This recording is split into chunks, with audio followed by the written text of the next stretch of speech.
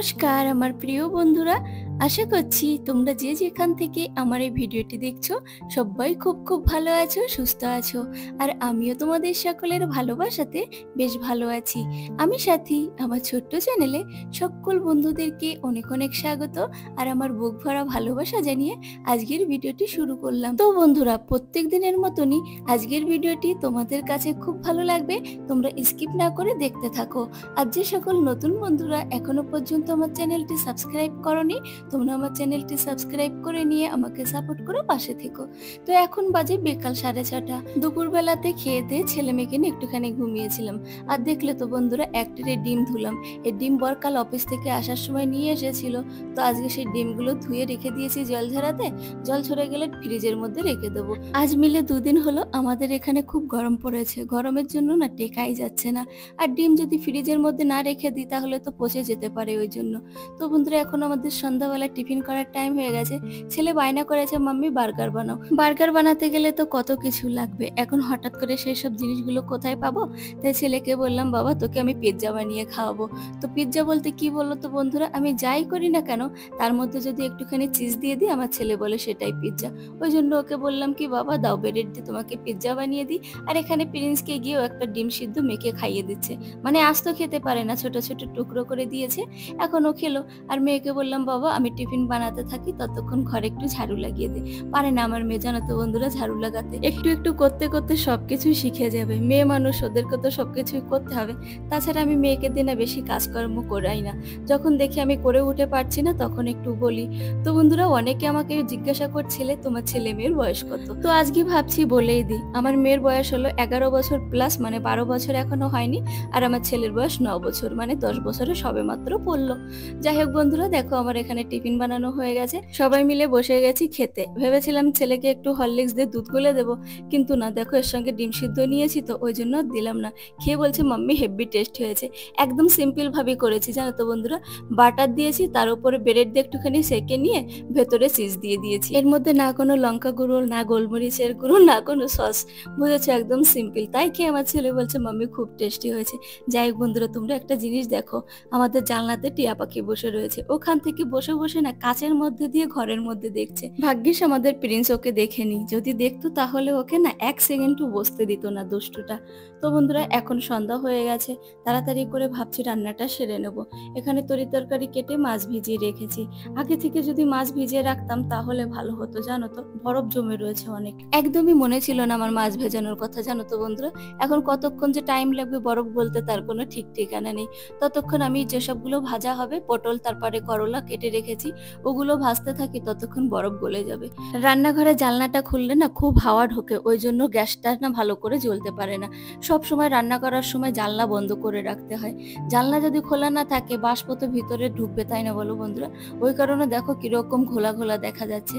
এই জানলাটা লাগিয়েছিলাম, ভেবেছিলাম যখন রান্না বান্না করব জানলা খুলে দিলে ভেতর থেকে বাষ্পটা বাইরে বেরিয়ে যাবে। এখন উল্টোটাই হয়েছে, কোনো সময় জানলাটা খুলতে পারি না। ধুলোবালি তো ঢোকে, তার সঙ্গে রান্না করতে গেলে ওই যে হাওয়া ঢোকে, ওই জন্য আর একেবারে খোলাই হয় না। যখন থেকে লাগানো হয়েছে তখন থেকে ওটা বন্ধ হয়েই পড়ে আছে। যাই হোক বন্ধুরা, শিলেতে মশলা বেটে নিয়েছি। আজকে একটু ভাবছি অন্যরকম করে মাছের ঝোল রান্না হবে। ছেলে মেয়ে আবদার করেছে যে মাম্মি সর্ষে পোস্ত দিয়ে মাছের ঝোল রান্না করো। তাই সর্ষে পোস্ত আর শুকনো লঙ্কা বাটা দিয়ে আমি মাছের ঝোল রান্না করলাম, আর ওপর থেকে একটু কাঁচা সর্ষের তেল দিয়ে দিচ্ছি। সর্ষে পোস্ত বা সর্ষে বাটা দিয়ে যদি মাছের ঝোল রান্না করো, ওপর থেকে কাঁচা সর্ষের তেল ছড়িয়ে দিলে না আলাদা রকমের টেস্ট লাগে, আর দেখতেও বেশ ভালো লাগে। ওপর থেকে তেল তেল ভাসে না, ওই জন্য। সবজি দিয়ে মাছের ঝোল করতে গেলে না বন্ধুরা অনেকটা টাইম লাগে। মাছের ঝোল করেছি শুধু ওই কারণে মনে হয় 5 মিনিটের মধ্যে আমার মাছের ঝোল রান্না কমপ্লিট হয়ে গেছে। তো বন্ধুরা, এখন আমার রান্নাঘরের কাজকর্ম মোটামুটি কমপ্লিট করে ফেলেছি। রান্না বান্না করে রান্নাঘর সুন্দর করে মুছে নিয়েছি, গ্যাসটাও মোছা হয়ে গেছে। এখন একটা আম কেটে রাখবো। আম নিয়ে এসেছিল, ছেলে মেয়ে বলছে মাম্মি আম কেটে দাও, আম কেটে দাও। তো এখন ভাবছি আমটা কেটে ওদেরকে দিই, আর বড় এলেও খেতে পারবে। তো দেখো বন্ধুরা, এত বড় একটা আম, এই আমটার ওজন বোধহয় 400 গ্রাম এরম হবে। মুখের কাছ থেকে না খারাপ হয়ে গেছে। ফ্রিজের মধ্যে রেখেছে, তাও আমার বর বোধহয় দেখে আনেনি। উনি কিরকম জানো তো বন্ধুরা? কোনো জিনিস কিনতে যাবে তার দাম শুনবে না। ভালো করে যে দেখে শুনে আনবে সেটাও আনে না। তারপর ধরো কোনো কিছু কিনে নিয়ে এসেছে, আমি জিজ্ঞাসা করলাম কত করে নিয়েছে? বলবে আমি জানি না, এত কিলো ওজন হয়েছে, এত টাকা চেয়েছে, আমি দিয়ে এসেছি। আমি বলি তাহলে তুমি সেটা জিজ্ঞাসা করবে না, বা তোমার মনে কৌতূহল জাগলো না? জিনিসটা নতুন নিয়ে এলাম বা প্রথমবার কিনেছি, কত করে দাম চাইলো? বলে না, আমি তো আন্দাজে নিয়ে এসেছি, তাছাড়া আমার অত টাইমও নেই যে দাঁড়িয়ে দাঁড়িয়ে দাম শুনবো, এটার কত দাম ওটার কত দাম। কি লাভ বলো তো? দোকানদারে কি টাকা কম করবে? বোঝো তাহলে ওনার কথা। বেশিরভাগ কি বলতো বন্ধুরা, আমরা বাড়ির বউরা যখনই কোনো জিনিস কিনতে যাই দাম দর করে কিনি, কারণ আমাদের না টাকা হাতের থেকে বেরোতে গেলে একটুখানি কষ্ট হয়, যে আমাদের স্বামীরা এত কষ্ট করে টাকা ইনকাম করে, 1 টাকা বেশি দিয়ে আসবো ওই জন্য। কিন্তু এনাদের সেদিকে কোনো ইয়ে নেই, এত কষ্ট করে টাকা ইনকাম করে তবুও কোনো হিসাব রাখে না। যাই হোক বন্ধুরা, সব কাজকর্ম সেরে চান করে একটা শাড়ি পরেছি, আর এখানে বড় অফিস থেকে এসে আম খাচ্ছে, আমাকে খাইয়ে দিচ্ছে। আমি বললাম যে আমি খাবো না, তবু জোর করে আমাকে খাইয়ে দিল।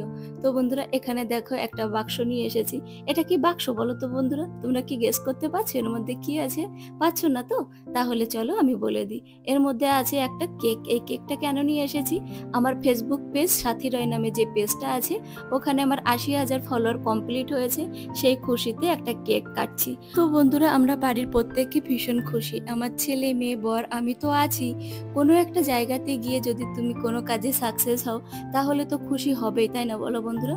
আমরা যারা ইউটিউব ফেসবুকে ভিডিও আপলোড করি, প্রতিনিয়ত কতই না কষ্ট করি বলো, সেখানে গিয়ে যদি একটু আশার আলো দেখি তাহলে আমাদের তো আনন্দ হবেই। সত্যি কথা বলতে কি বন্ধুরা, আমি আনন্দে আত্মহারা হয়ে পড়েছি। আমি কি করব সত্যি বুঝতে পারছি না। আর এত দূর পৌঁছতে পেরেছি সম্পূর্ণ তোমাদের জন্য। তোমরা যদি আমাকে সাপোর্ট না করতে, এত এত ভালোবাসা না দিতে, তাহলে আমি কখনোই এত দূর পর্যন্ত এগোতে পারতাম না বা সফল হতাম না। ওই জন্য কেকটা কেটে সবার প্রথমে তোমাদেরকে খাইয়ে দিলাম বন্ধুরা। তোমরা খাও এবং আমাদেরকে আশীর্বাদ করো, যাতে আমি আমার লক্ষ্যে পৌঁছাতে পারি। আজ তো 80,000 ফলোয়ার কমপ্লিট হলো, খুব তাড়াতাড়ি যেন আমি 100কে কমপ্লিট করতে পারি। তারপর 1 মিলিয়ন 10 মিলিয়ন তো বাদ বাকি রইলো, তোমাদের সাপোর্ট থাকলে সেটাও সম্ভব হবে। আর একটা দিক থেকে বন্ধুরা আমার না ভীষণ মন খারাপ হচ্ছে। আমার শাশুড়ি মা যদি থাকতো, সত্যি উনিও খুব খুশি হতো। আমি যখন কলকাতার বাড়িতে যাই, আমি ভিডিও করি, কখন কোন ভিডিও বানাচ্ছি, কি করছি, সব কিছুই আমার কাছে ইনিয়ে বিনিয়ে মানে খুঁটে খুঁটে জিজ্ঞাসা করে। ওই জন্য উনি যদি থাকতো তাহলে নিশ্চয়ই অনেক খুশি হতো। যাই হোক বন্ধুরা, এখন আমরা সবাই মিলে বসে গেছি খেতে। কেক কাটতে কাটতে অনেকটা রাত হয়ে গেছে, ওই জন্য ভাবলাম আর দেরি না করে খাওয়া দাওয়াটা কমপ্লিট করে নিই। আজকে আমাদের মেনুতে আছে গরম গরম ভাত, করলা ভাজা, পটল ভাজা আর সর্ষে পোস্ত দিয়ে রুই মাছের ঝাল। চলো বন্ধুরা আমরা খেতে থাকি। তোমরা যে তোমাদের মূল্যবান সময় নষ্ট করে আমার ভিডিওটি দেখেছো, তাই আমার তরফ থেকে আন্তরিক প্রীতি, অনেক অনেক ভালোবাসা। এভাবে আমাকে সাপোর্ট করো। আর হ্যাঁ বন্ধুরা, তোমরা কে কোথা থেকে আমার ভিডিওটি দেখছো কমেন্টে জানিও, তাহলে আমার খুব ভালো লাগবে। আজকের ভিডিওটি এই পর্যন্ত, দেখা হচ্ছে পরবর্তী নতুন আর একটি ভিডিওতে। ততক্ষণ তোমরা সবাই খুব খুব ভালো থেকো, সুস্থ থেকো। Bye bye.